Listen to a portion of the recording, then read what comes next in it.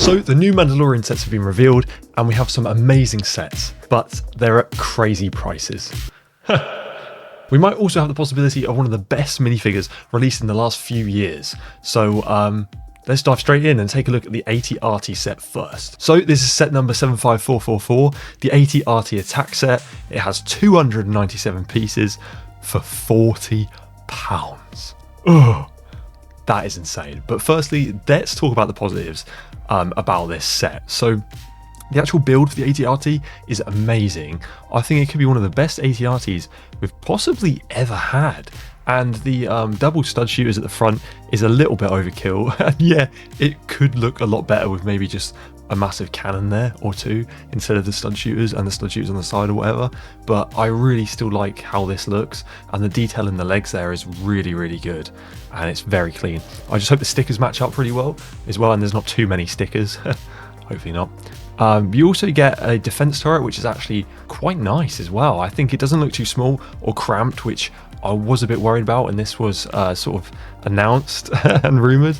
I think the actual sizing is really good, and the proportion, it looks like it opens up as well to store in the weapons, which is quite a nice feature, and I really like how the gun looks on top with the turret.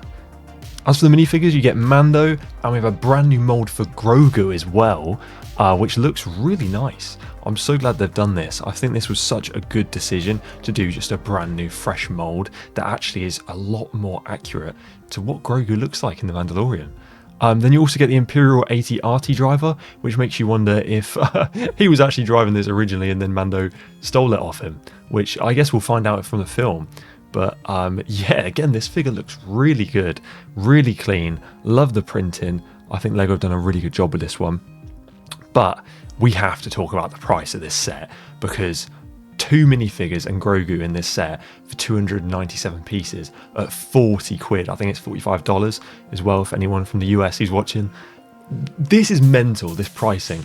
I cannot believe this. The Lego tax is real. You compare this to the 15th anniversary Ninjago set that was released a few months back, and it's just so much better value when you look at it. It's cheaper, it has 7 minifigures and 447 pieces. Like, what? I mean, I know this is an original IP and everything, but come on. The Star Wars tax is just getting absolutely absurd. Okay, next up we've got the Anzelian Starship. Now this set number is 75445. It has 701 pieces and retails for £64.99. So already with the pieces, it's already a better value for money than the AT-AT set, which I guess isn't hard to beat, but crazy stuff. Now, look at this ship. I really like it. It seems really unique. I love the detailing and all the curved pieces on the sides. I really like the way that looks. The engines as well. Really, really nice. Lots of them. I really like it. It also has a full interior, which really looks good as well. It seems to be a great scale with the sizing of the Anzelian figures, which is really nice. And it looks like there's a lot of stuff you can, like, I don't know, do in there, which is a really great feature. Speaking of which, you get 2 Anzelians, Grogu and a battle droid, which can be seen in the interior as well with all the different parts. So it looks like they'll build him in the film, maybe. Who knows? Someone said it looks like Snorlax is on one of the Anzelian chests, and now I cannot unsee it. That has just cursed it for me. You can't unsee it once you see it, so sorry about that. You now see Snorlax on the Anzelian figure. Great. Speaking of Grogu though, he does have brand new printing in this set compared with the AT-AT, which he has the Beskar armor plate on the front of him. And again, this just looks really good. This looks even better. Honestly, this mold for Grogu, I'm a really big fan of. The cockpit looks to be printed as well. This is really good. And it has another cockpit at the bottom. So it makes you wonder if this ship can, like, I don't know, fly upside down, I guess. But I guess in space it wouldn't be upside down. What? But yeah, looks really cool. Big fan of the way this looks. So, and yeah, not too bad pricing wise. Obviously, it would be nice to get a full-size figure in this set, but you can't have everything, I guess. And yeah, no, just it's really good though. I'm liking the look of this set. Next, we have the New Republic X-Wing. This is set number 75460. It has 558 pieces and will retail for £59.99p. The colour scheme on this just absolutely pops. The New Republic version of an X-Wing is really cool to see in LEGO form, and it seems like an absolute clean build. Yeah, the engines are great. Has like a little storage section at the back for weapons, which is really cool. That's a nice little feature. And as for the minifigures, you get 3 in this set. You get Colonel Ward and Carson Teva. Yeah, these look really good. Absolutely love their helmets. They're just perfected, I think. I wish you could say the same for the clone helmets. Then you also get this new Green Republic Astromech droid, which is really nice, but I feel like I've seen this somewhere before. I feel like this might be reused. Let me know in the comments below. I can't quite figure out where this is from, but I feel like I've seen this one before. I don't think it's brand new.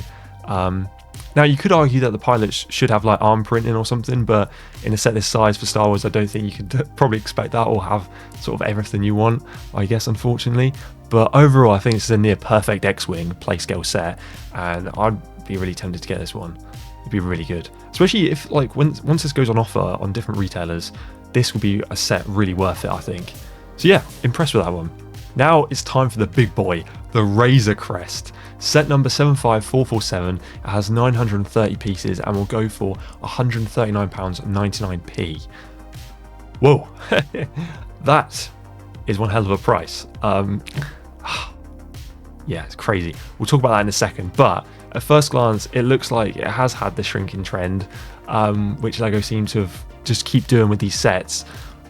But I do have to say, it doesn't look too squashed or anything like that. I think it still works quite well, but obviously you can tell it is quite squashed from the other Playscale Razor Crest that we had.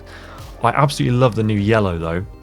The new yellow accents over this look really good. We've obviously seen it from the trailer, and they seem to have pulled it off really well in this Playscale set. The cockpit looks stunning, and it's definitely like the focal point of this set.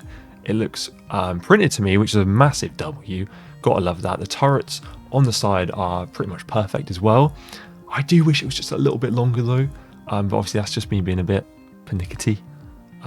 Big word for me that. Though the previous Playscale set probably just had the right size in there. But this does look very clean.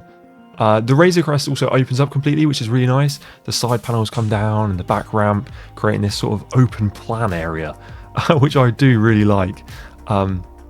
Now, in the minifigure lineup, you get 4 and Grogu in this set, so technically 5 if you count him, or 4.5. He has the Beskar armor printing as well in this set, which is really nice to see. You get Mando, of course, and then we have a brand new Zeb minifigure, which, holy moly, this Zeb is perfect. Look at that head, the detail on this figure, head to toe, absolutely phenomenal. I don't think we've had a figure like this in a very long time. This outdoes a lot of stuff. And you get molded arms, which please correct me down below in the comment section if I'm wrong, but I don't think we've ever had dual molded arms in a LEGO Star Wars set before. So again, this is great to see. And then you get Sigourney Weaver's character, which looks okay, and the Stormtrooper with the pauldron looks alright with that. It's just a shame that they don't use the cloth one, because they just perfected that a few years ago, and hopefully one day they go back to that. I really hope they do, because it's a shame. It was literally perfect. But yeah, overall, I think this set's a little bit overpriced. It does look really good though, in my opinion, and it's definitely worth it for that Zeb minifigure. I don't think this is a day one, but I think this is definitely once this goes on sale, this set will be a lot better value, obviously, and will definitely be worth picking up. Yeah, really impressed with this. One thing I really love about this wave is the box art. It's bringing me back just pure nostalgia, having the banner just horizontal across all the boxes instead of just in the corner. I'm going to be honest, I'm not a fan of the corner one. I love it when it's just straight across. I think that's just me being old school and how they always were. But, you know, I absolutely love that. And yeah, I think it's just a lot cleaner. But anyways, that's all the new sets coming out for the Mandalorian film. And thank you so much for watching. I really appreciate it.